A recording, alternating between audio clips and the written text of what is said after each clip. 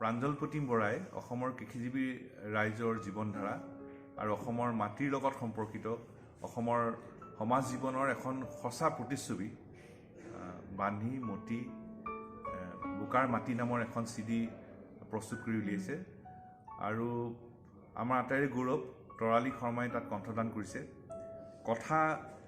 কুমুদ চন্দ্ৰ দাসৰ, পৰিচালনা শৰৎ বাপী শইকীয়াৰ, সংগীত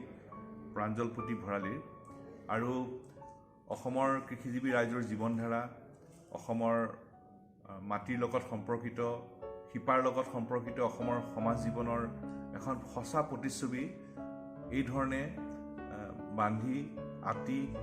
সামৰি যি এখন CD প্ৰস্তুত কৰিছে তাৰ বাবে প্ৰাঞ্জল প্ৰতিম বৰালৈ আমি আন্তৰিক অভিনন্দন জনালোঁ আৰু আমি আশা কৰিছোঁ যে অসমৰ চহা জীৱনৰ শিপাৰ লগত সম্পৰ্কিত আমাৰ জীৱনধাৰা উপলব্ধি এই সকলো কথাই এই CD খনত প্ৰতিফলন ঘটিব।